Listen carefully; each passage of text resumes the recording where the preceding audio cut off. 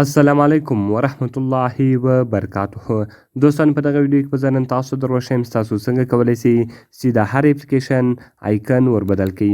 یعنې ملګرو دغه ټول اپلیکیشنان دي. اوس که تاسو غواړئ چې د هر اپلیکیشن آیکن ور بدل کړئ نو هغه به تاسو څنګه بدلوئ.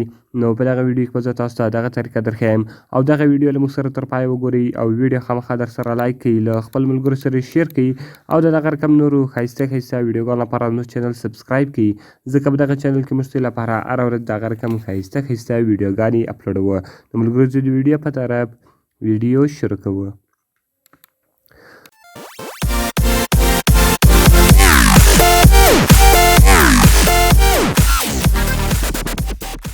نو ملګرو تر ټولو مخکې تاسو په خپل موبایل کې یو اپلیکیشن را ډاونلوډ کړئ.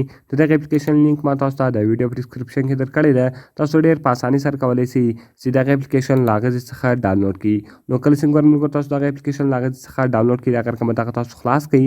کله چې ګورئ ملګرو دغه اپلیکیشن تاسو خلاص کړئ، د دې څخه مین انټرفیس دا رقم دلته دی تاسو ته رااړوي. دغه رقم ګورئ چینج اپس، یعنې تاسو کولی شئ چې اپس چینج کړئ، یعنې دغه آیکن ور بدل کړئ. دغه رقم ریډي میډ اپس، نو تاسو به راسئ په دې باندې به کلیک وکړئ. کله چې ګورئ ملګرو تاسو په دې باندې کلیک وکړئ، دغه رقم اول بیا تاسو راسئ په سلیکټ اپس باندې به کلیک وکړئ. کله چې ګورئ ملګرو تاسو په سلیکټ اپس باندې کلیک وکړئ، دغه رقم اوس که تاسو د هر اپلیکیشن آیکن وغواړئ چې هغه آیکن بدل کړئ، نو هغه به تاسو څنګه بدلوئ. نو ګورئ ملګرو زه د ایم ایکس پلیر آیکن ور بدلوم. نو دغه رقم تاسو په ایم ایکس پلیر باندې کلیک وکړئ او دلته به تاسو راسئ په اوکې بټن باندې به کلیک وکړئ. کله چې ګورئ ملګرو تاسو په اوکې بټن باندې کلیک وکړئ، دغه رقم به تاسو سیټ ووهئ.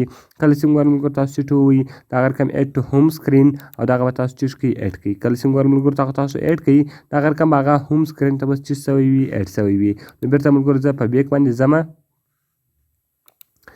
نو کله چې ګورئ ملګرو تاسو په بیک باندې ولاړ شئ، دغه رقم کسټمایز آیکن، کله چې ملګرو تاسو کسټمایز آیکن ته راسئ، آیکن تاسو څه رقم جوړوئ نو هغه به اول تاسو دلته ور وښایاست، یعنې بیکګراونډ یې څه رقم وي.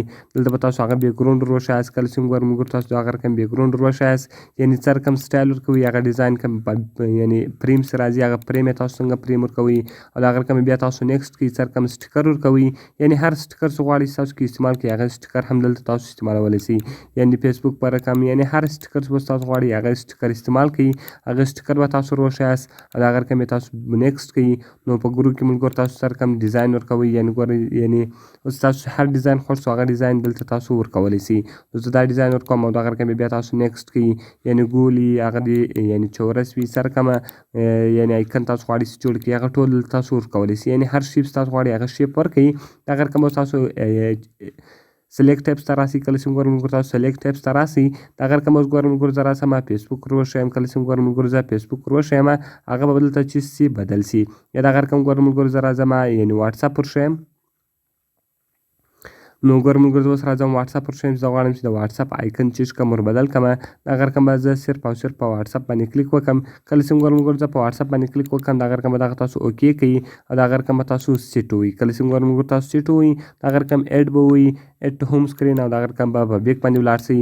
نو کله چې ګورئ ملګرو تاسو هوم سکرین ته ولاړ شئ، ګورئ ملګرو د هغه شکل اوس دا رقم ته شو. اوس که چېرته هغه تاسو خلاص کړئ، د دې شکل به خاص د فیسبوک یعنې شکل یې خاص د فیسبوک په رقم ده او تاسو ته به واټساپ خلاص شي. نو ملګرو ډېر ښایسته او خوندور اپلیکیشن ده، باید ټول په خپل موبایل کې خامخا انسټال کړئ او دغه ویډیو د سره لایک کړئ، له خپل ملګرو سره شیر کړئ او د دغه رقم نورو ښایسته ویډیوګانو لپاره زموږ چینل سبسکرایب کړئ، ځکه په دغه چینل کې موږ ستاسو لپاره هره ورځ دغه رقم ښایسته ویډیوګانې اپلوډوو.